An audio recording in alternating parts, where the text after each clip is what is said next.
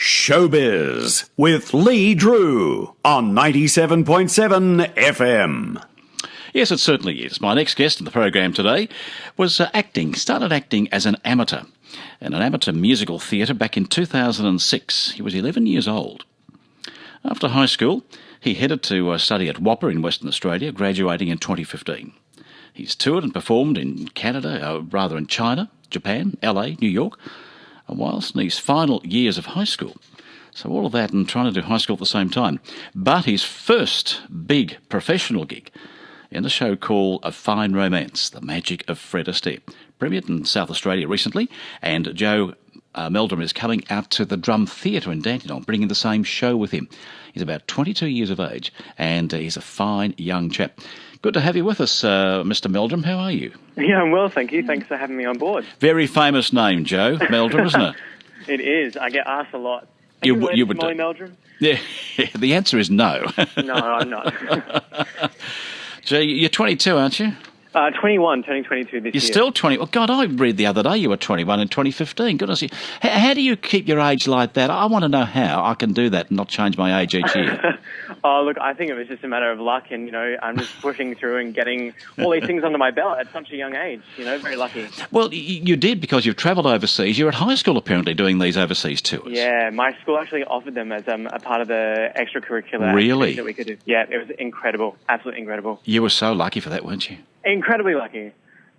I mean, so many kids would kill to get something like that, wouldn't they? Absolutely. Yeah. And, fortunately, it was also about the skill level that we portrayed and stuff, so that we could travel to those places and perform as well. So, yeah, it's always a mixture of luck and, I think, skill and ability as well.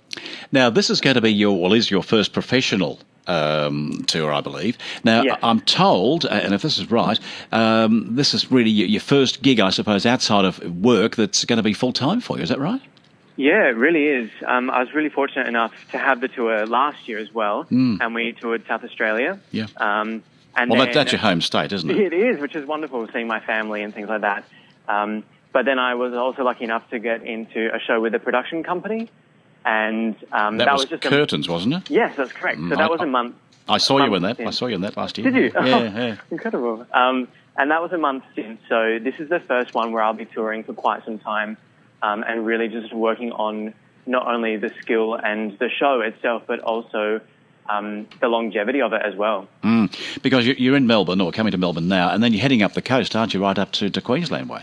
Yeah, we're heading up to Queensland in May, which is going to be really exciting going up there and bringing the show to people over there as well. What influenced you to get into acting?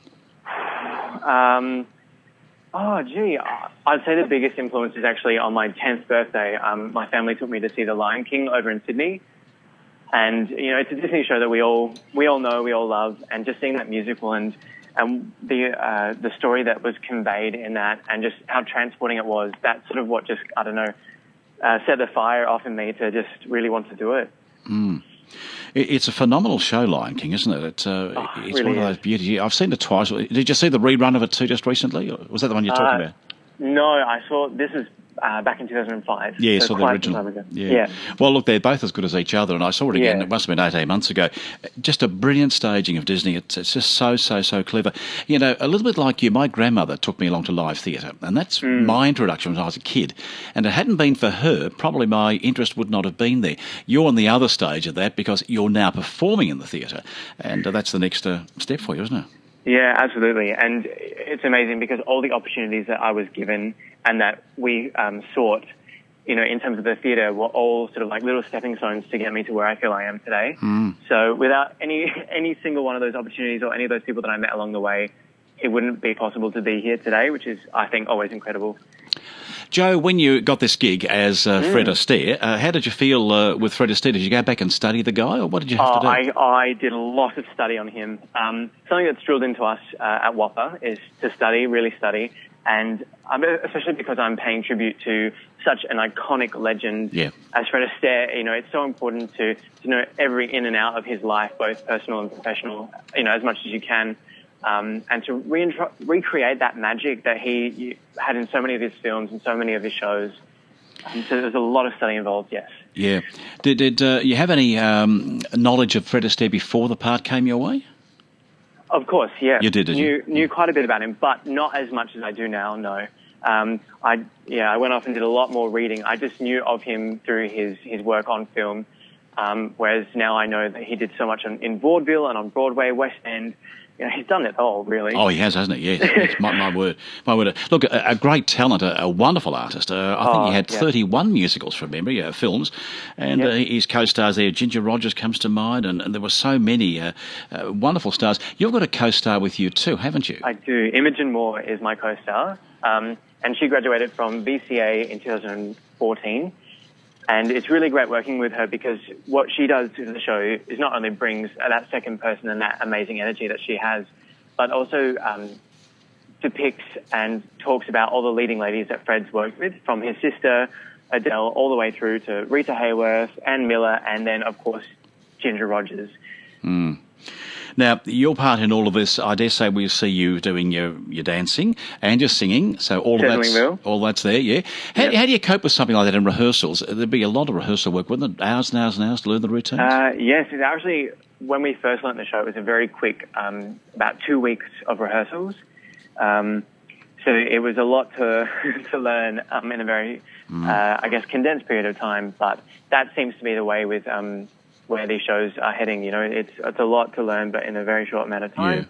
Yeah. You'd hardly sleep, would you? It does get sacrificed a little bit, but no. Margaret's great because she's our producer and she's the one who organises most of the rehearsals. Yes. So she's given us enough time to work on this, work on that, and be very specific about certain numbers that we do as well. And what's wonderful is coming back this time with having already done the show and had that under our belts. So we've got that foundation is already there, and now we can develop it and let it grow even more. And I dare say there's a chemistry between the three of you, the pianist and your Imogen there, and of course yourself. There must be a chemistry to build this up. Absolutely. I mean, I think we all have a great relationship both on stage and off stage. That's good. Daniele, our pianist, Imogen, and myself.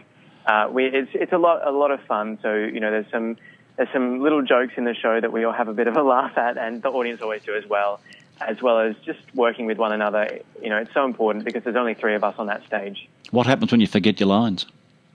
Look, touch wood, it actually hasn't happened? No. Good on you. There's been a few little slip-ups because, of course, we talk about Fred and Ginger and all the partners and, his life. And so there's been a few slip-ups.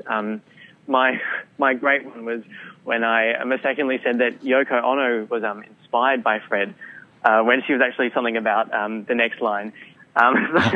Changing a bit of history there. But other than that, if something ever was to happen, or even if there was a little slip-up, we always help each other. We always cover each other up. So you could ad-lib around it, couldn't you? Absolutely. And Imogen is always sort of on the ball, so she knows if I've got a bit of straight, and likewise with me and her. So, it's great. We all have each other's back, which is wonderful to know. You're still based in Adelaide? No, I live in Melbourne now. Oh, you live over here now? Oh, good. Yes. So good. I moved. I went to Perth, of course, to study, and now I moved to Melbourne as of last year and signed with my agent over here as well. So great.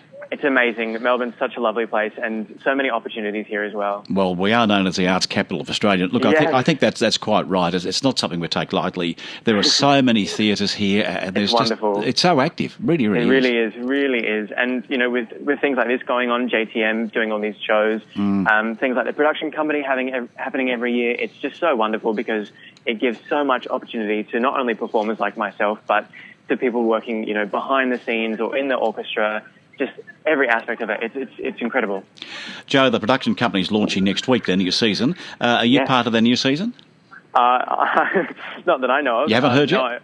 No, I don't know anything about it, so I look forward. Well, let's hope you do get a part in something there. I don't know what their season is yet until I get to the opening. But I'm very excited to find out. Yeah, the launch is next Tuesday, so we look forward to that very, very much. Now, you're down at the Drum Theatre. Yes, on the 23rd. On the 23rd, yes. It's going to be a real hoot, and it's 10:30 in the morning. That's right. And people can go and book at the Drum. We were just talking to the Drum Theatre online before you came on in the last hour. Wonderful. And we're having a chat to them, so we can book online or we can go and phone the Drum Theatre direct. What's next for you after all of this? What is next? Oh, that's a tough one. I guess that's the life of a performer. We are never really too sure. So this finishes in about May, and then there are there's a few shows that are auditioning coming up. So I might be fortunate enough to land one of those. And if not, I'm teaching ballet at The Space, which is the local dance school in near Chapel Street. Okay. Which is a great opportunity. And then I guess, we just sort of take what we can when it comes to us. Well, you're a very handsome young chap. I've seen your photo there. You've got everything going for you. You look a little bit like Fred Astaire in his young days. A little bit, yeah. I think so. With the makeup on, it is so to look different again. And yeah. I do think you're going to have a great career, pal. Thank you the so age much, of 21, it's in front of you, mate. So go and get it. I definitely will. Thank you so much for that. You take care. We'll see you on the day. Look forward to it. Okay. Going to go out with one of the songs of Fred Astaire. It's this one.